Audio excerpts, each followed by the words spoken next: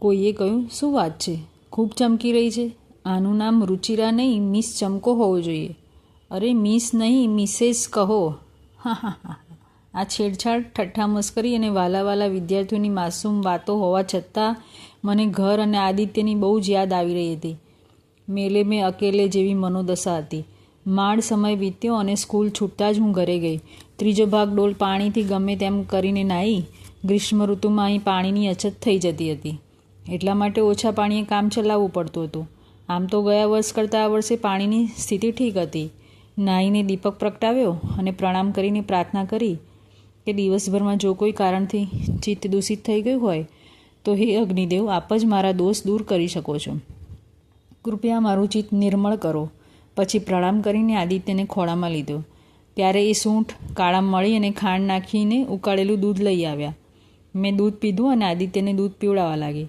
દિવસભર દૂધ ન પીવડાવવાના કારણે છાતીમાં ભાર લાગી રહ્યો હતો. દૂધ પીવડાવીને સારું લાગ્યું.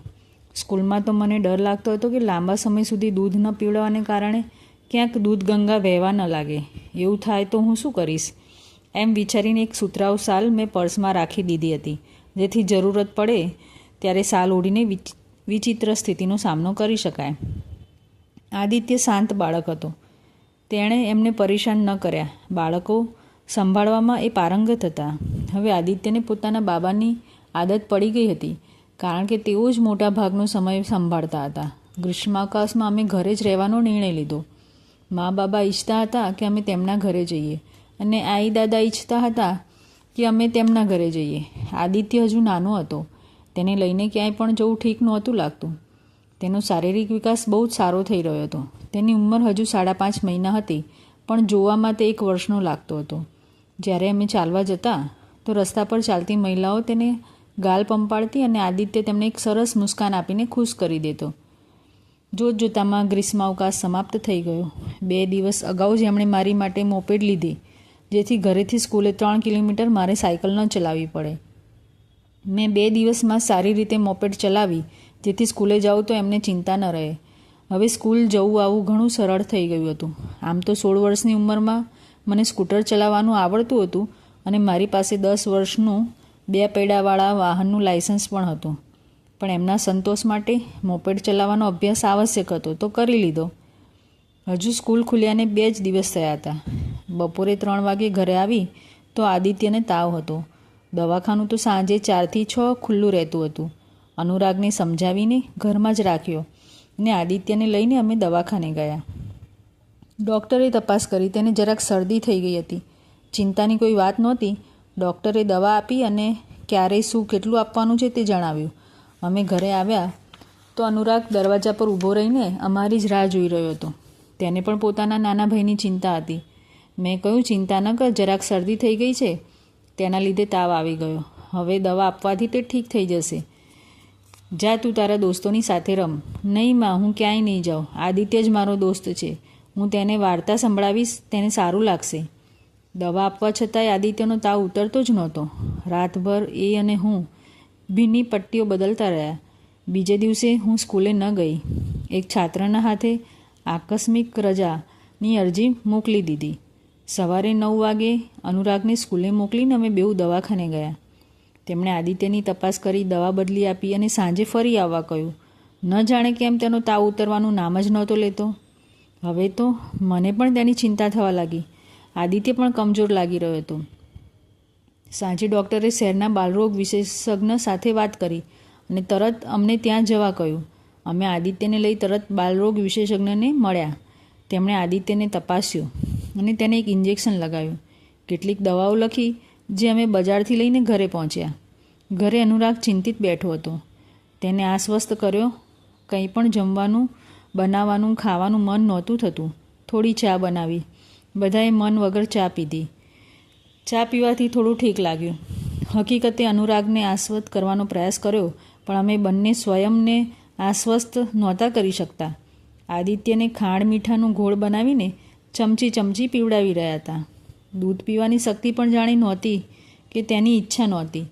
હસતા રમતા આદિત્યની નબળાઈ એટલી વધી ગઈ કે તે માંડ હાથ પગ હલાવતો. આખી રાત તેને થોડો જગાડીને અમે ખાંડ મીઠાનો ઘોળ પીવડાવતા રહ્યા. સવારે ધ્યાનથી જોયું તો તેના નખના મૂળ તરફ આછો વાદળી રંગ દેખાયો. મને આશંકા થઈ કે ક્યાંક કોઈ દવાનું રિએક્શન તો નથી. ત્યારે તે વિદ્યાર્થી આવ્યો જેના હાથમાં મેં રજાની અરજી આપી હતી. તેણે જણાવ્યું કે આજે ઉપપ્રધાનાચાર્યજીએ મને સ્કૂલમાં જરૂરથી જાઓ એમ કહ્યું છે. એમણે કહ્યું, હું આદિત્યને ડૉક્ટર પાસે લઈ જાઉં છું, તું સ્કૂલેથી રજા લઈને દવાખાને આવી જજે. મેં કહ્યું ઠીક છે. અમે બંને ન અધિક વિચારવાની મન સ્થિતિમાં હતા ન અધિક બોલવાની. હું સ્કૂલે ગઈ. જો કે પ્રધાનાચાર્યજી 2 દિવસની રજા પર હતા માટે ઉપપ્રધાનાચાર્યની પાસે મારે જવું પડ્યું. તેઓ ખબર નહીં કઈ વાત પર ચીડાઈને બેઠા હતા. જેવી હું તેમના કક્ષામાં પહોંચી સુપ્રભાત કહ્યું, તેઓ તરત જ મારી પર વરસી પડ્યા. ન જાણે કઈ કઈ વાતો સંભળાવી. હું મૌન રહી અને મારું આવેદનપત્ર તેમની સમક્ષ રાખ્યું તો તેઓએ મારી સામે એટલી જોરથી રાડ પાડી કે પાસેથી પસાર થઈ રહેલા શિક્ષક શિક્ષિકાઓ ખચકાઈને ત્યાં થંભી ગયા. તેઓ મારી અરજી સ્વીકારવા માટે તૈયાર નહોતા. હું વધારે બોલવાની સ્થિતિમાં નહોતી. જો કંઈ કહેવા જાત તો રડી જ પડત. હું રડવા નહોતી માગતી, કારણ કે રડવું કમજોરીની નિશાની હતી. મેં આંખો મીચીને એક ઊંડો શ્વાસ લીધો અને સ્વયંને કહ્યું, હું કમજોર નથી. પછી તેમને મોઢામોઢ કહ્યું, સર ક્ષમા કરો, આપ મારું આવેદન સ્વીકારો અથવા ન સ્વીકારો, મારે જવું જરૂરી છે અને હું જઈ રહી છું. હું તીરની જેમ ત્યાંથી નીકળી. બહાર તો સહકર્મીઓની ભીડ થઈ ગઈ હતી. એક વરિષ્ઠ શિક્ષકે પૂછ્યું, શું થયું મેડમ? સર આટલા કેમ ભડકી ગયા? કેટલીક રાડ પાડી રહ્યા હતા. મેં કહ્યું, સર ખબર નથી, આજે કદાચ વધારે લોકો રજા પર હશે, પણ મારે જવું જરૂરી છે. દીકરાને 3 દિવસથી તાવ છે જે ઉતરવાનું નામ નથી લેતો, માટે હું તો જઈ રહી છું. તેમણે કહ્યું, બેટા સંભાળીને મોપેડ ચલાવજે. હું સ્કૂલ છૂટતા 3 વાગે કાર લઈને આવું છું. આપ સૌ તૈયાર રહેજો.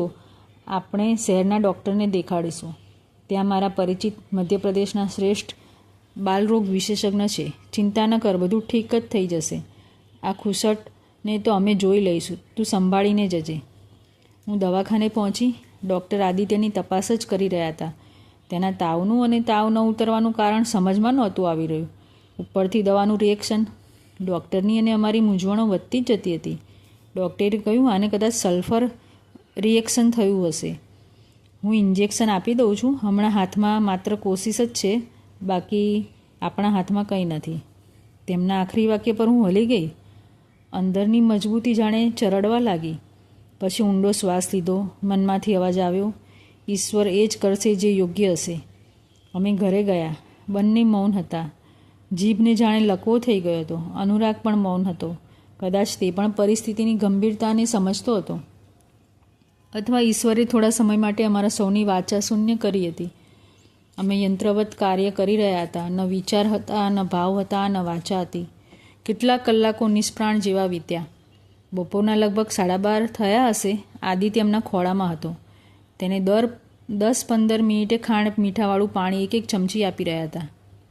તેને પાણી માટે જગાડ્યો. તેણે આંખો ખોલી અને અમે તેને એક ચમચી પાણી પીવડાવ્યું તો તેણે મોઢામાંથી કાઢી નાખ્યું અને તેની ગરદન ઢળી પડી. દિલ જોરથી ધડક્યું. લાગ્યું કંઈક તો અશુભ થયું હતું. અમે આદિત્યને લઈને બાલરોગ વિશેષજ્ઞના ઘરે ગયા, પણ તેઓ કદાચ જાણતા હતા કે શું થયું હતું. તેમના દરવાજામાંથી કોઈએ ડોક બહાર કાઢીને કહ્યું કે તેઓ બહારગામ ગયા. પછી આદિત્યને લઈને અમારી સ્કૂલની પાસેના દવાખાને ગયા. સ્કૂલની પાસે કેન્દ્ર વતી કર્મચારીઓ માટે જે દવાખાનું હતું ત્યાં તરત ડૉક્ટરે તપાસ્યો.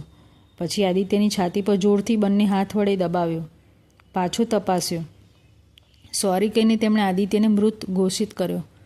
જોતજોતામાં સ્કૂલના સૌ સહકર્મી શિક્ષક શિક્ષિકાઓ ત્યાં આવી ગયા.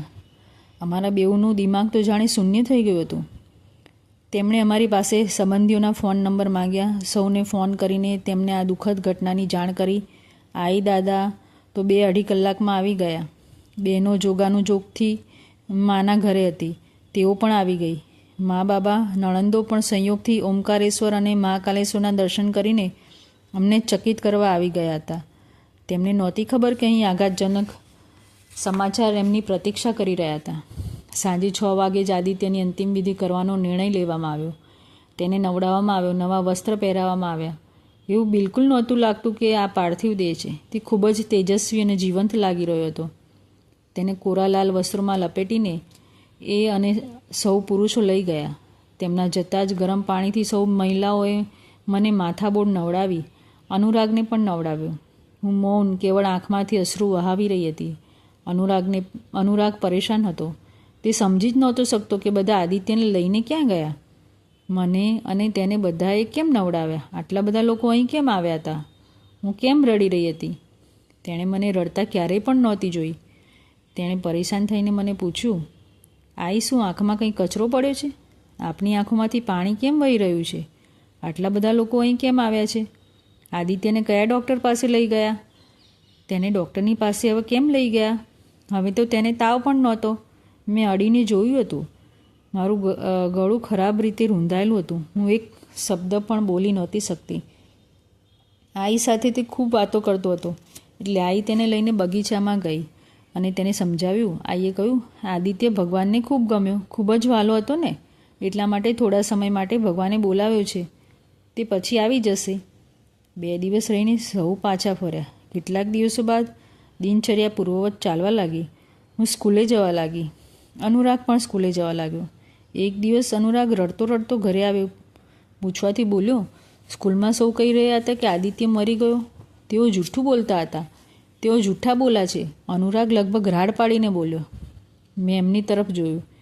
એમનો ચહેરો નિર્વિકાર હતો, જાણે એમના કાન સુધી અનુરાગના શબ્દો પહોંચ્યા જ નહોતા. મેં અનુરાગનો હાથ પકડ્યો અને વરંડામાં જઈને બેસી. આકાશમાં વાદળો હતા, તડકો નહોતો. જીવનનું અંતિમ સત્ય, મૃત્યુના વિષયમાં મારે મારા 4 વર્ષીય પુત્રને સમજાવવાનું હતું. શું તે જાણે છે મરી જવું એટલે શું? મેં પૂછ્યું તો તેણે નહીં કહીને ગરદન હલાવી. જ્યારે આદિત્યને લઈ ગયા ત્યારે તેને જોયો હતો? હા. તો પહેલાંના આદિત્યમાં અને ત્યારના આદિત્યમાં શું ફરક હતો? મેં પૂછ્યું તો બોલ્યો, પહેલાં આદિત્ય હાથ પગ હલાવતો હતો, હસતો હતો, બેસતો પણ હતો. પણ જ્યારે તેઓ લઈ ગયા ત્યારે તે સૂઈ રહ્યો હતો ને જગાડવા છતાંય આંખો નહોતો ખોલતો. પણ કેમ? બેટા, આ ટ્યુબલાઇટ, આ બલ્બ સોમવારે સવારના 7:30 વાગ્યાથી સાંજના 5 વાગ્યા સુધી કેમ નથી ચાલુ રહેતા? આ લાઇટ નથી હોતી ને એટલા માટે. બેટા, જેમ ઇલેક્ટ્રિક સપ્લાય ન થવાથી બલ્બ નથી ચાલુ થતો, તેવી રીતે શરીરમાં પણ પ્રાણ ન હોવાથી આદિત્ય હાથ પગ નહોતો હલાવતો. પ્રત્યેક શરીરમાં એક આત્મા હોય છે. જ્યાં સુધી આત્મા શરીરમાં હોય છે, શરીર જીવિત હોય છે, મોટું થાય છે, ઘરડું થાય છે. જેમ કે તું, હું, બાબા, આઈ, દાદા, મા, બાબા, આપણા સૌમાં આત્મા છે. પણ આદિત્યનું શરીર છોડીને આત્મા ચાલ્યો ગયો. આત્મા એકવાર શરીર છોડી દે તો પાછો તે શરીરમાં નથી આવતો. એટલા માટે આદિત્યની અંતિમ વિધિ કરીને તેને દફનાવી દીધો. બેટા, જે થવાનું હતું તે થઈ ગયું. ઈશ્વરની ઈચ્છાથી થયું. મેં તેને સમજાવવાનો પ્રયાસ કર્યો. ખબર નહીં તે સમજ્યો કે નહીં. થોડી વાર વિચારતો રહ્યો અનુરાગ. પછી તેણે કહ્યું, હું સમજી ગયો. જ્યાં સુધી આપણે પોતાની જાતે આંખો ખોલી શકીએ છીએ, આપણે જીવતા છીએ. જો ન ખોલી શક્યા એટલે મરી ગયા. પણ માં, ભગવાને આદિત્યને કેમ બોલાવી લીધો તે તો હું નથી જાણતી બેટા. પણ હું એટલું જાણું છું કે ભગવાન જેટલું લે છે તે બમણું કરીને પાછું આપે છે. તને ફરીથી નવા દોસ્ત, ભાઈ કે બહેન જરૂર મળશે, કહીને મેં તેને અને મને પોતાને આશ્વસ્ત કર્યા. આદિત્યના મૃત્યુનો એમને ઊંડો આઘાત લાગ્યો હતો. આરંભના દિવસોમાં એ ગુમસુમ બેઠા રહેતા. હું કંઈ કહેતી તો એટલો ઉત્તર આપતા. ત્યારે હું ઘરેથી ભોજન બનાવીને જતી, પરંતુ એક ધારું એમનું એક જ સ્થાન પર બેસી રહેવું મને પરેશાન કરતું હતું. પછી હું જાણી જોઈને એમની પાસે જમવાનું બનાવડાવતી, જેથી કંઈક કામ કરતા રહીને આઘાતની સ્થિતિમાંથી બહાર આવી શકે. એ કહેલું કાર્ય કરી આપતા, પણ મન તો જાણે અહીં હતું જ નહીં. મેં બજારનું કામ પણ એમને સોંપવાનું શરૂ કર્યું, જેથી બહાર જાય, લોકોને મળે તો કદાચ મન પ્રસન્ન થઈ જાય. એ જતા તો બહુ જ સમય થઈ જતો, પાછા જ ન આવતા. મને ચિંતા થવા લાગતી. જેને બજારમાંથી લાવવામાં માંડ અડધો કલાક થતો, તેની માટે 3-4 કલાક કરતાં હું સમજી નહોતી શકતી. આખરે એમને આટલો સમય ક્યાં લાગે છે? એક દિવસ પડોશી ભાઈ સાહેબે કહ્યું, મેડમ, તેમને એકલા બહાર ન મોકલો, તેઓ સૂઝબૂઝમાં નથી હોતા. મેં કહ્યું, શું વાત કરી રહ્યા છો? મારો કહેવાનો મતલબ છે, ન તો તેમને હોર્ન સંભળાય છે અને ન તો સામેથી આવતું વાહન જુએ છે. અને હા, તેમને ઘણીવાર મેં તે સ્થાન તરફ જતા જોયા છે જ્યાં આપના દીકરાને દફનાવ્યો હતો. સંકોચાઈને તેઓ બોલ્યા. હું સમજી ગઈ. ત્યારે પણ તે આઘાતની સ્થિતિમાંથી ઉગરી નહોતા શક્યા. હું એમની સાથે વાત કરવાની કોશિશ કરતી, પણ એ ટૂંકમાં જવાબ આપીને મને ચૂપ કરી દેતા. પછી હું જાણી જોઈને એમની સાથે ઝઘડતી. એમને બોલાવવા માટે ઉશ્કેરતી, પણ એમના પર કોઈ પ્રભાવ નહોતો પડતો. એક દિવસ સાંજે અમે ત્રણેય ચાલવા નીકળ્યા. ખૂબ આગ્રહ કરીને એમને ચાલવા માટે રાજી કર્યા હતા. અમે ચાલીને માતાની ટેકરી પર ગયા. મોટા માતાજીના મંદિરે ગયા. દર્શન કરીને આગળ વધ્યા. નાના માતાજીના મંદિરે દર્શન કર્યા અને પ્રાર્થના કરી, હે માં, સૃષ્ટિમાં સર્જન અને વિસર્જન એક ચક્રની અંતર્ગત થાય છે અને એમાં માનવના હાથમાં ફક્ત પ્રયાસ છે. તે નિમિત્ત માત્ર છે કોઈ ઘટનાઓ. માં, એ તો મારા ગુરુ છે. એમની પાસેથી મેં જ્ઞાન પ્રાપ્ત કર્યું છે. આજે હું એમને શું સમજાવી શકું છું? મારી એવી પાત્રતા નથી કે હું કંઈ જ પણ સમજાવી શકું. આપ જ એમને સમજાવી શકો છો. પ્રાર્થના કરવાથી મન હલકું હલકું થઈ ગયું. પાસે એક વૃક્ષ હતું. તેની ચારેય બાજુ એક ઊંચો ચબૂતરો હતો. ચબૂતરો ઘણો મોટો હતો. તેની ઉપર માતાજીના સિંહની મૂર્તિ હતી. ત્યાં થોડા લોકો જ બેસતા હતા, એટલા માટે અમે ત્યાં બેસી ગયા.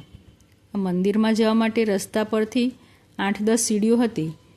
સીડીઓ ચડતા ડાબી બાજુ સિંહ અને જમણી બાજુ મંદિર હતું. એટલા માટે લોકો મંદિરમાં જતા, બીજી બાજુથી નીકળતા. જો સિંહની પાસે આવવું હોય તો ફરીથી સીડી ચડવી પડતી. અમને આ જ સ્થાન પસંદ હતું. ઘણી વખત અહીં બેસતા.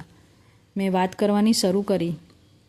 યાદ છે, ગયા વખતે આપણે 2 મહિના પહેલાં આવ્યા હતા અહીં આદિત્યને લઈને, અમ્માજી અને તેમના પરિવારની સાથે. કેટલા દિવસો પછી આવ્યા નહીં? એમના ચહેરાના ભાવ બદલાયા. એવું લાગ્યું જાણે લાંબી બેહોશામાંથી બહાર આવ્યા હોય. એમણે કહ્યું, તું નથી જાણતી, આદિત્યના રૂપમાં મારા ગુરુ આવ્યા હતા આપણા ઘરે. પછી આપણાથી એવી કંઈ ભૂલ થઈ કે તેઓ આપણને છોડીને ચાલ્યા ગયા. થોડીવાર રોકાઈને બોલ્યા, હું મારા ગુરુઓની પાસે જઉં છું. એમને જ પૂછીશ. હું કાલે જ જઈશ. તેઓ નાના બાળકની જેમ હઠ કરવા લાગ્યા, જીદ કરવા લાગ્યા. ખૂબ મુશ્કેલીથી તેમને સમજાવ્યા. મેં કહ્યું, આપ આપના દિલમાંથી એક વાત કાઢી નાખો કે આપણી કોઈ ભૂલ થકી ગુરુદેવ આપણને છોડીને ચાલ્યા ગયા. આપણે ક્યારેય કોઈની સાથે કંઈ ખરાબ કર્યું જ નથી, તો આપણું ખરાબ કઈ રીતે થઈ શકે છે? જે કંઈ પણ થયું તેના 2 કારણ હોઈ શકે છે. કાં તો આપણા પૂર્વજન્મના થોડા ભોગ હશે જે આપણે આ રીતે ભોગવવા પડ્યા, અથવા તો ગુરુદેવ એટલો સમય આપણી સાથે વિતાવીને આપણને કંઈક શીખવાડવા માગતા હતા. કદાચ તેઓ આપણને જન્મ અને મૃત્યુના વિષયમાં કંઈક શીખવાડવા માગતા હતા. તેઓ કદાચ આપણને કંઈક આપવા ઈચ્છતા હતા અને આપીને પણ ગયા. બસ આપણે જેટલા પરિપક્વ નથી જે આપણે સમજી શકીએ કે તેમણે આપણને શું આપ્યું. આપ જ તો કહેતા હતા કે ગુરુદેવ સૂક્ષ્મમાં પ્રદાન કરે છે. આપણને ખબર પણ નથી પડતી, તો ચોક્કસપણે ગુરુદેવે મને સૂક્ષ્મ રૂપમાં કંઈ ને કંઈ પ્રદાન કર્યું હશે. અરે હા, મને યાદ આવ્યું. ગર્ભાવસ્થા દરમિયાન મને ઘણા પ્રકારની અનુભૂતિઓ થઈ હતી. કેટલીક તો મેં આપને જણાવી પણ હતી. સૌથી મોટી અનુભૂતિ તો તેમના જન્મના સમયની હતી. જ્યારે મારે જનરલ અસ્પતાલમાં જવું પડ્યું ત્યારે ત્યાં તે દિવસે લગભગ 32 સ્ત્રીઓ એક જ સમયે લેબર રૂમમાં હતી, જેમાંથી એક હું હતી. મને એટલું ગંદુ લાગી રહ્યું હતું કારણ કે ત્યાં સફાઈનું એટલું ધ્યાન નહોતું રાખવામાં આવતું. મોટો ઓરડો હતો. સૌના કણસવાના અવાજો અને પ્રસવના સમયે નીકળતા લોહીની ગંધ.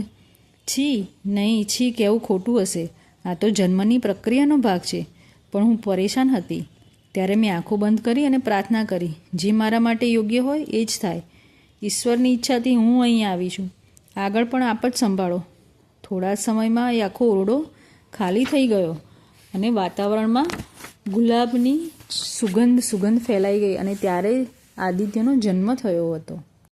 આટલા દિવસો પછી એમના ચહેરા પર કંઈક ભાવ દેખાયા. તેઓ મારી વાત સાંભળતા પણ હતા. જોઈને સારું લાગ્યું. વાત આગળ વધારતા મેં કહ્યું, સારું, બીજી રીતે વિચારો. તેઓ આપના ગુરુ હતા તો મોક્ષના અધિકારી હતા. આવા મોક્ષના અધિકારી આત્મા વધારે સમય સુધી તો આપણી સાથે રહી જ ના શકતા, કારણ કે તેઓ તો પહેલાં જ આપને પોતાનું જ્ઞાન, શક્તિઓ બધું આપી ચૂક્યા હતા. માની લો તેઓ થોડા વર્ષ આપણી સાથે આપણા પુત્ર બનીને વિતાવતા તો આપણને કેટલું દુઃખ થાત. હજી તો તેઓ માત્ર 6 મહિના આપણી સાથે હતા, તો કેટલો મોહ થઈ ગયો હતો તેમનાથી. સાચું કહું તો દેહ ક્યારેક ને ક્યારેક છૂટવાનો જ છે. આ વાત અટલ છે. તો પછી આપણે ચિત્ત દેહ પર કેમ રાખીએ? મહત્વપૂર્ણ છે આત્મા. તે નથી મર્યા. આત્માનું મૃત્યુ નથી હોતું. આપણું ચિત્ત ગુરુદેવની શક્તિઓ પર હોવું જોઈએ. હું તો ગુરુદેવને ધન્યવાદ આપું છું કે તેમણે મને તેમની માતા બનવાનો મોકો આપ્યો. હું આભારી છું કે 9 મહિના તેઓ મારી કુખમાં રહ્યા. આપના ગુરુના રૂપમાં તેઓ દેહ ત્યાગ ઘણો વહેલા કરી ચૂક્યા હતા. આપણે ત્રણેય તેમના આભારી થવું જોઈએ, કારણ કે તેઓ આપણા ઘરે પુત્રના રૂપે જન્મ્યા. એટલા માટે આપણે ત્રણેયને ગુરુ સેવાનો અવસર પ્રાપ્ત થયો. મારી વાતોની એમની પર થોડી અસર તો થઈ હતી. તેઓ કદાચ તે દૃષ્ટિકોણથી ઘટનાને સમજવાનો પ્રયાસ કરી રહ્યા હતા. અચાનક મારું ધ્યાન જોયું તો અનુરાગ નજરમાં ન આવ્યો. ચારે બાજુ નજર ફેરવી તો જોયું દૂર એક બેન્ચ પર એક સ્ત્રીના નાના બાળકને ખોળામાં લઈને બેઠી હતી. અનુરાગ તેના ગાલને ધીરે ધીરે પંપાળી રહ્યો હતો. તેને પણ આદિત્યની ખોટ ચાલતી હતી, પણ તે બોલતો નહોતો. દૂર સૂરજ ઢળી રહ્યો હતો. જતાં જતાં પણ પોતાની રંગછટાથી વાદળોમાં રંગ ભરી રહ્યો હતો. જે સૂરજ આજે ડૂબ્યો છે, કાલે ફરી આવશે અને આવતા જ પોતાના ચૈતન્યથી પ્રત્યેક આત્માને નવચેતનથી ભરી દેશે. મેં એમની તરફ જોઈને કહ્યું, જુઓ સૂરજ ડૂબી રહ્યો છે, પણ કાલે જરૂર આવશે ને? તેઓ ધીરેથી મલકાયા. મેં માતાજીના મંદિર તરફ જોયું, આંખો બંધ કરીને મનોમન ધન્યવાદ આપ્યા. લગભગ 1.5 મહિના પછી એ થોડુંક બોલ્યા, પોતાની ભાવનાઓ વ્યક્ત કરી. સાંજ ઢળી ચૂકી હતી. અમે ત્રણેય ઘર તરફ નીકળી પડ્યા. આજે લાંબા સમય પછી એ પલંગ પર અમારી સાથે સૂઈ ગયા. નહીંતર આદિત્યના ગયા પછી એ તે જ સ્થાન પર શેતરંજી પાથરીને સૂતા, જ્યાં ઘરેથી લઈ જતા પહેલાં આદિત્યનો પાર્થિવ દેહ રાખ્યો હતો. અમારું જીવન નિયમિત રસ્તે આવવા લાગ્યું હતું. આજકાલ એ બહાર જતા તો સમયસર પાછા આવતા અને ઘરના કાર્યોમાં પણ મને હાથ પણ દેતા. પણ એક ખોટ અમને ત્રણેયને ખૂંચી રહી હતી. તે ખોટને થોડી હદ સુધી દૂર કરી શકાતી હતી, પણ એમના સહયોગ વગર સંભવ નહોતું. જો ઘરમાં ફરી નાનકડું શિશુ આવી જાય તો તે ખોટને ભૂલાવી આસાન હશે, પણ એમના સહયોગ વગર સંભવ નહોતું. શારીરિક સહયોગ તો કદાચ મળી પણ જાય, પરંતુ સારા આત્માનો જન્મ અમારા ઘરે થાય તે માટે માતા પિતાની ત્રણેય સ્થિતિઓ સારી હોવી જોઈએ, શારીરિક, માનસિક અને આધ્યાત્મિક. આજકાલ અનુરાગ પણ વિચિત્ર વ્યવહાર કરતો. તે સ્વયં પણ ન સૂતો, અમને પણ ન સૂવા દેતો. જ્યારે પણ હું કે એ સૂઈ જતા તો ભર ઊંઘમાં આવતા જ અનુરાગ પાસે આવતો અને અમારી આંખો ખોલતો. આ રીતે અમારી ઊંઘ વેરાણ થઈ જતી. તેને વઢ્યા, સમજાવ્યા પણ બેકાર. તે પોતાની હરકતો નહોતો છોડતો. એક દિવસ મેં વાલથી તેને મારી પાસે બેસાડ્યો. સ્કૂલ, શિક્ષિકાઓ તથા સહપાઠીઓના વિષયોમાં વાતો કરી, પછી દોસ્તોના વિષયમાં વાતો કરી. તેઓ કઈ રમત રમે છે ઇત્યાદિ વિષયો પર વાત કરી. ન તો કોઈ સહપાઠી કે દોસ્ત સુતેલાની આંખો ખોલતા, ન તેની આવી કોઈ રમત હતી. તો પછી અનુરાગના વ્યવહારનું મૂળ કારણ શું છે? તે આવું કેમ કરતો હશે? કોઈ કારણ સમજમાં નહોતું આવતું. મેં અનુરાગને કહ્યું, અરે તે મને એક રમત તો શીખવાડી જ નહીં. કઈ? તે જે તું અમારી સાથે રમે છે. જ્યારે અમે સૂઈએ છીએ ત્યારે તું આંખો ખોલી નાખે છે. તે રમત કેવી રીતે રમાય છે? અનુરાગ અચાનક ગંભીર થઈ ગયો. બોલ્યો, તે રમત નથી માં. જ્યારે આપ અથવા બાબા સૂઈ જાઓ છો તો આદિત્ય જેવા લાગો છો. એટલા માટે હું જોઉં છું કે આપ પણ મરી તો નથી ગયા ને? બિચારા અનુરાગ, તે પોતાના ભાવની, ભયની અભિવ્યક્તિ કરી જ નહોતો શક્યો. અત્યાર સુધી તેને પણ આઘાત લાગ્યો હતો. મેં કહ્યું, અરે બાપરે, આવડો એવો અનુરાગ અને આટલી મોટી ચિંતા. અમને કંઈ નહીં થાય બેટા. તારે જો જોવું હોય, જાણવું હોય કે અમે જીવિત છીએ કે નહીં, તો આંખો ખોલવાની શું જરૂર છે? તું પેટ અને છાતીને ધ્યાનથી જો, એ હલતા જ રહે છે. જ્યારે આપણે શ્વાસ લઈએ છીએ તો આપણી છાતી, પેટ થોડા ફૂલે છે અને જ્યારે શ્વાસ છોડીએ છીએ ત્યારે પેટ નીચે તરફ દબાય છે. જો હું આંખ બંધ કરીને સૂઈ જાઉં તો તું ધ્યાનથી જો. હવે અનુરાગ જાણી ગયો કે જીવિત વ્યક્તિને કેવી રીતે ઓળખાય. હવે કદાચ તે હેરાન નહીં કરે. ધીરે ધીરે ઘરનું વાતાવરણ સુધરી ગયું. અમારું ધ્યાન પણ સવાર સાંજ નિયમિત થવા લાગ્યું હતું. એક દિવસે ધ્યાનમાંથી શ્રી બ્રહ્માનંદ સ્વામીજીએ દર્શન આપ્યા. તેમનું આ ઘરમાં આદિત્યના રૂપમાં જન્મ લેવાનું અને 6 મહિનામાં જ દેહ ત્યાગ કરવાનું કારણ સમજાવ્યું. તે દિવસે એમના મનમાંથી અપરાધપણાનો ભાવ દૂર થયો. એ સમજતા હતા કે અમે ગુરુદેવને બરાબર સંભાળી ન શક્યા. ક્યારેક એ ડૉક્ટર પર કોર્ટ કેસ કરવાની વાત કરતા. મેં મારા તરફથી સમજાવવાનો પૂરજોશમાં પ્રયત્ન કર્યો હતો. મને કોર્ટ કેસ કરવાનો લાભ એક અને હાનિ અનેક દેખાતી હતી. કોર્ટ કેસ તો કેટલા વર્ષો સુધી ચાલે છે, તો તેટલા વર્ષો સુધી આદિત્યને ખોવાની વાત અમે ભૂલાવી ન શકત. જો અમે કેસ પણ જીતી જાત તો પણ અમને આદિત્ય તો પાછું ન મળત. અમને નુકસાનીના વળતર પેટે એક ધનરાશિ પણ નહોતી જોઈતી. બીજી રીતે વિચારીએ તો ડૉક્ટરની અમારી સાથે શું દુશ્મની હતી? તેણે જાણી જોઈને તો આદિત્યને નહોતો માર્યો. તેનાથી બેદરકારી થઈ એ વાત તો સાચી છે, પણ તેને ક્ષમા કરવાનું જ મને યોગ્ય લાગતું હતું, કારણ કે જે ઘટના ઘટિત થઈ ગઈ હતી તેને બદલાવી ન શકાય. ક્ષમા કરવી એકમાત્ર ઉપાય હતો દુઃખના કરણમાંથી બહાર આવવાનો. ધન્યવાદ ગુરુદેવ, આપે એમને મને સત્યથી અવગત કરાવ્યા, જેથી અમે અમારા દુઃખમાંથી ઉગરી શક્યા. નવરાત્રિ આવી રહી હતી. પ્રત્યેક નવરાત્રિમાં મને ગુજરાતની યાદ આવતી. મારા બાળપણથી લઈને ભણવાનું પૂરું થયું ત્યાં સુધી હું ગુજરાતમાં રહી. સન 1967થી 1983 સુધીનો લાંબો સમય ગુજરાતમાં વિતાવ્યા પછી ત્યાંના વાર તહેવાર કોઈ કેવી રીતે ભૂલી શકે છે? પણ તેવી રોનક અહીં ક્યાં? અહીં નવરાત્રિ ઉજવવાની અલગ રીત હતી. આ દિવસોમાં અહીં માતાજીની ટેકરી પર તો ગજબની ભીડ થતી હતી. ફક્ત આ શહેરથી જ નહીં, દૂર શહેરોમાંથી પણ નવરાત્રિમાં લોકો અહીં દર્શન માટે આવતા હતા. નવરાત્રિ શરૂ થતાં વિદ્યાર્થીઓથી લઈને શિક્ષકો સુધી સૌ ખુશ રહેતા હતા, કારણ કે સ્કૂલમાં નવરાત્રિની પાંચમથી દશેરા પછી 4-5 દિવસ સુધી કુલ 10 દિવસોનો શરદકાલીન અવકાશ એટલે કે રજાઓ રહેતી હતી. રજાઓની રાહ તો સૌને રહેતી હતી. અમે વિચાર્યું, શું આ રજાઓમાં આસપાસ ક્યાંક ફરી આવીએ? મેં એમને પૂછ્યું તો એ તૈયાર થઈ ગયા. અમે વિચાર્યું આ વખતે ઇન્દોર, મહેશ્વર, મંડલેશ્વર અને માંડવગઢ વગેરે શહેર ઐતિહાસિક સ્થાન જોઈ લઈએ. સૌથી પહેલાં અમે માંડવગઢ ગયા. અહીંનો ઐતિહાસિક કિલ્લો મહેલ જોયા. રાણી રૂપમતી અને વીર રાજા બાજ બહાદુરની પ્રેમ કથા ક્યારેય અહીં પાંગરી હતી.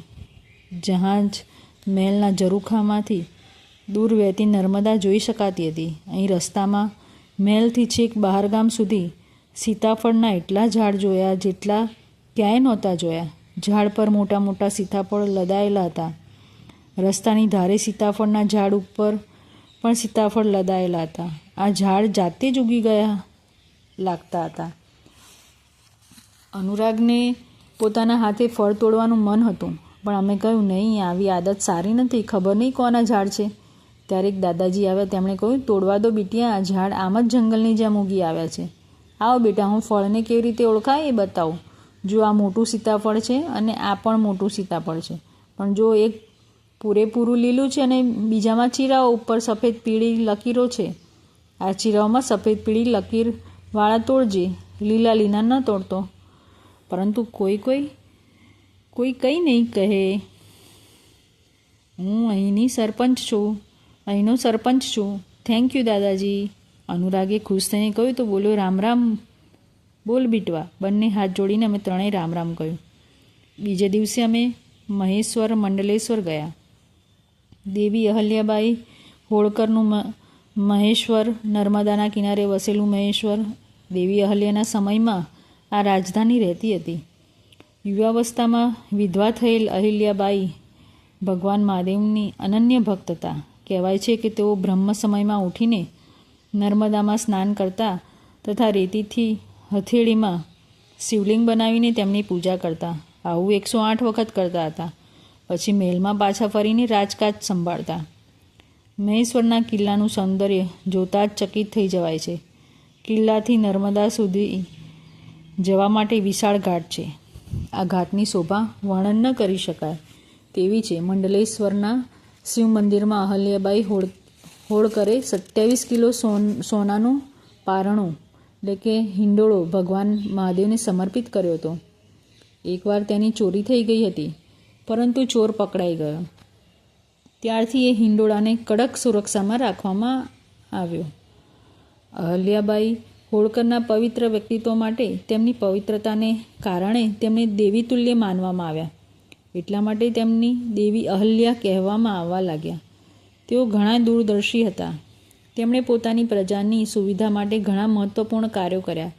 આટલા જૂના વખતમાં પણ તેમણે સ્ત્રી સશક્તિકરણ માટે પણ કાર્યો કર્યા. સૈનિક યુદ્ધ માટે જતા, પણ તેમની સ્ત્રીઓ તો ઘરે જ રહેતી હતી. તે સ્ત્રીઓને હાથશાળ ચલાવવાનું પ્રશિક્ષણ આપીને સંગઠિત કરીને હાથશાળ ઉદ્યોગની સ્થાપના કરી. આજની મહેશ્વરી સાડીઓ દેવી અહલ્યાની જ દેણ છે. તેમને સન્માન આપવા માટે જ ઇન્દોર વિશ્વવિદ્યાલયનું નામ દેવી અહલ્યા વિશ્વવિદ્યાલય કરવામાં આવ્યું. તેમની દૂરદર્શિતાનું એક ઉદાહરણ અને ઇન્દોરમાં જોવામાં આવ્યું.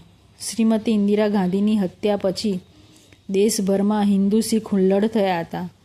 ઇન્દોર શહેરની લગભગ મધ્યમાં બનેલા રાજબાડાની પાસે અડીને જ અનધિકૃત રૂપે બનેલી દુકાનો હતી, જેમાં તૈયાર પોશાકો અને સાડીઓ વગેરે વેચવામાં આવતા હતા. તે હુલ્લડોમાં જ કોઈએ તે દુકાનોમાં આગ લગાવી દીધી, કારણ કે કેટલીક દુકાનો શીખોની હતી. દુકાનોમાંથી ઊંચી ઊંચી આગની જ્વાળાઓ નીકળવા લાગી, જેનાથી રાજબાડામાં પણ આગ લાગી હતી. પછીથી આગ બુઝાવવામાં આવી, પરંતુ રાજબાડાનો એક હિસ્સો ઘણો ક્ષતિગ્રસ્ત થઈ ગયો. કેટલીક દિવાલો ઢળી પડી. જ્યારે મહેલનો કાટમાળ હટાવવામાં આવી રહ્યો હતો, ત્યારે ઈંટોની વચ્ચે સોના ચાંદીના સિક્કાઓ પણ મળ્યા. કેટલી દૂરદર્શિતાની વાત હતી કે મહેલ દુરસ્ત કરવાનો હોય કે તોડીને ફરીથી બનાવવાનો હોય, તો બનાવવા માટેના ખર્ચની રાશિની જોગવાઈ પહેલાંથી જ કરી રાખી હતી. અનુરાગને ઇન્દોર શહેર પણ ખૂબ ગમ્યું. ત્યાંનું પ્રાચીન કાચ મંદિર, લાલબાગ પેલેસ, ગુમ્મટગીરી, મેઘદૂત, ઉપવન, રાજબાડા, અહીંની બજારના ઘણા પ્રાચીન મંદિર જેવા કે ખજરાનાના સ્વયંભૂ ગણપતિ મંદિર, હરસિદ્ધિ મંદિર, અન્નપૂર્ણા મંદિર અને ન જાણે કયું કયું. આમ તો ઇન્દોરને મધ્યપ્રદેશની આર્થિક રાજધાની કહી શકાય છે. બીજા શબ્દોમાં કહીએ તો ઇન્દોર મધ્યપ્રદેશનું મુંબઈ છે. મને ઇન્દોરનું બજાર ખૂબ જ સારું લાગ્યું. આ બજાર જૂનું છે, પણ આટલું વ્યવસ્થિત રીતે બજાર મેં આજ સુધી ક્યાંય નથી જોયું. રાજવાડા પર આપને દરેક પ્રકારની વસ્તુઓ માટે 5-10 નહીં, 50 દુકાનો એક કતારમાં દેખાશે. રાજવાડાની ડાબી બાજુ સરાફ, તેમની સમાંતરે વાસણ બજાર, રાજવાડાની જમણી બાજુ ખજૂરી બજાર. અહીં નર્સરી, કેજીથી લઈને ડૉક્ટરી તથા એન્જિનિયરિંગની તથા મેનેજમેન્ટ, CA દરેક પ્રકારના શિક્ષણ વાસ્તે પુસ્તકો, નવા તથા જૂના દરેક પ્રકારના પુસ્તકો મળી જાય છે. રાજવાડાની પાછળ કપડાનું બજાર છે, ક્લોથ માર્કેટ. અહીં સેંકડો કપડાની નાની મોટી દુકાનો છે. જ્યાં રાજવાડાની સામેની બાજુ ઇલેક્ટ્રોનિક સામાન વગેરેની દુકાનો છે, તથા ડાબી બાજુ એક ગલી છે, ચૂડી ગલી, જ્યાં જાત જાતની બંગડીઓ સજાવેલી જોઈને અકારણ ખરીદવાનું મન થાય છે. જ્યાં આટલા પ્રકારની દુકાનો હોય ત્યાં ખાણીપીણીની દુકાનો ન હોય એ શક્ય જ નથી. આમ પણ આપણે ભારતીય ખાવા પીવાના ખૂબ જ શોખીન હોઈએ છીએ. અહીં સરાફ બજાર એટલે સોના ચાંદીની દુકાનોવાળી ગલીમાં ખાણીપીણીની ઘણી નાની મોટી દુકાનો છે. ત્યાં એક ચાટની દુકાન હતી, ખૂબ જ સાફ સુથરી દુકાન, જેમાં બેસવાની નાનકડી વ્યવસ્થા અને ખૂબ જ સ્વાદિષ્ટ ચાટ. ત્યાં મેં ઘણા પ્રકારની ચાટ ખાધી. સમોસા, કચોરી, શાહી ખમણ વગેરે તો ચાખ્યા જ, પણ અહીંની પેટીસ ખૂબ પ્રસિદ્ધ છે. અમે તેનો પણ આનંદ લીધો. સાંજના 8-8:30 વાગ્યા સુધીમાં સરાફ બજાર બંધ થઈ જતો, તથા તે દુકાનોની સામે મુંબઈની ચોપાટી જેવો માહોલ થતો. હવે ફક્ત સરાફ બજારના એક સુપ્રસિદ્ધ ભોજનાલયનો દાળ બાફલો ખાવાનો રહી ગયો હતો.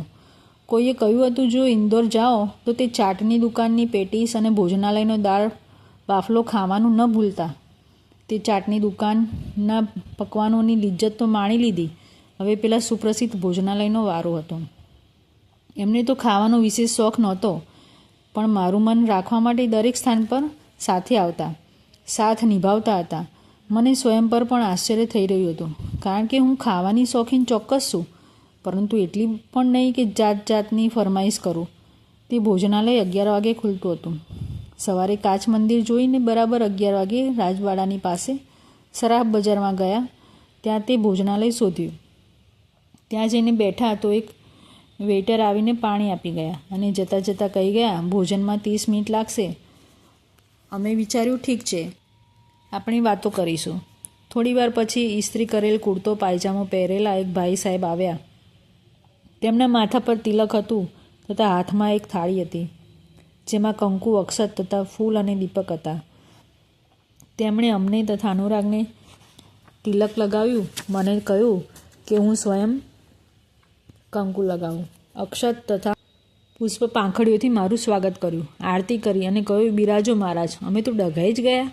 પછી દાળ બાફલો, ચૂરમા, કઢી ભાત, શાક અને ઘણું બધું પીરસેલી 2 મોટી મોટી થાળીઓ મારી સન્મુખ રાખી અને નમસ્તે કરીને તેઓ અંદર ગયા. ભોજન ખરેખર ખૂબ જ સ્વાદિષ્ટ હતું. ભોજન કરીને અમે હાથ ધોવા માટે ઉઠવાના જ હતા, તેઓ એક વ્યક્તિને સાથે લઈ ગયા. તે વ્યક્તિએ નવું શેકું પાણી હાથ પર નાખ્યું અને હાથની નીચે એક બાજુ પોળું વાસણ પકડ્યું. અમે હાથ ધોયા તો એક નવો નેપકિન હાથ લૂછવા માટે સામે ધર્યો. અમારી સામે વરિયાળીની કટોરી ધરીને કુર્તા પાયજામાવાળા માણસે પૂછ્યું, મહારાજ, ભોજન બરાબર તો હતું ને? અમે હામાં ગરદન હલાવી. હું કંઈ વખાણ કરું તે પહેલાં જ તેમણે એમના ચરણોમાં ઝૂકીને પ્રણામ કર્યા અને કહ્યું, હું ધન્ય થઈ ગયો મહારાજ, આજે આ જગ્યા પણ ધન્ય થઈ ગઈ. ખૂબ આગ્રહ કરવા છતાંય તેમણે અમારી પાસેથી ભોજનના પૈસા ન લીધા. ઉલટું 101 રૂપિયા એમને દક્ષિણા પેટે આપ્યા. અમને તો કંઈ જ પણ ન સમજાયું. અમે તેમને ખૂબ જ ના કહી, પરંતુ ન માન્યા. અનુરાગના ખિસ્સામાં પૈસા મૂક્યા અને ભીની આંખે અમને વિદાય કર્યા. કમાલ છે, શું એ આપણા કોઈ પૂર્વ પરિચિત હતા? ત્યાંથી નીકળતા જ મેં પૂછ્યું. આત્માએ આત્માને ઓળખ્યો કહેતા તેઓ થોડુંક મલકાયા. અહીંના ફરસાણ પ્રસિદ્ધ હતા એટલા માટે તે પણ ખરીદ્યા અને અમે પાછા ઘરે પહોંચ્યા. આ વખતે અનુરાગ ખૂબ જ ખુશ હતો. અમે તેની માટે નવા કપડાં, રમકડાં અને થોડાક પુસ્તકો પણ ખરીદ્યા હતા. મેં થોડા વ્યાકરણના પુસ્તકો અને ચિત્રકથાઓ અનુરાગ માટે ખરીદ્યા, પણ એક પુસ્તક તેના આગ્રહ પર ખરીદ્યું. તેની પસંદ જોઈને દુકાનદાર તો આભો બની ગયો. તેણે સામાન્ય જ્ઞાનના 300 પાનાનું પુસ્તક ચિલ્ડ્રન નોલેજ બેંક પસંદ કર્યું હતું. આવા પુસ્તકો સાધારણ રીતે 10 વર્ષના બાળકો માતા પિતા શિક્ષકોના આગ્રહથી વાંચે છે. ઘરે પહોંચતા જ અમે ઘરની સફાઈ વગેરે કાર્યોમાં વ્યસ્ત થઈ ગયા. અચાનક મારી નજર કેલેન્ડર પડી તો ખ્યાલ આવ્યો કે આજે તો મારી માસિક ધર્મની તારીખ હતી. સવારે 9થી 10ની વચ્ચે આવી જવું જોઈતું હતું. વિચાર્યું 2-3 દિવસોથી બહાર ભોજન કરવાને લીધે કદાચ સમયસર નથી આવ્યું. 2 દિવસ પછી સ્કૂલ શરૂ થવાની હતી, માટે જે કપડાં ઇસ્ત્રી નહોતા થયેલા તે કાઢી રાખ્યા. આમ તો 3 દિવસ માટે બહાર જવાથી ફરવાથી રોજિંદી એક જેવી મશીન સમાન દિનચર્યાને વિરામ મળ્યો અને મન પણ તાજુતમ થઈ ગયું. એમનો પણ હસી મજાકનો સ્વભાવ એક લાંબા ગાળા પછી પાછો આવ્યો હતો. અનુરાગે એમને પૂછ્યું, બાબા, તે દાળ બાફડાવાળા કાકાએ ભોજનના પૈસા કેમ ન લીધા? તેમણે આપને પૈસા કેમ આપ્યા?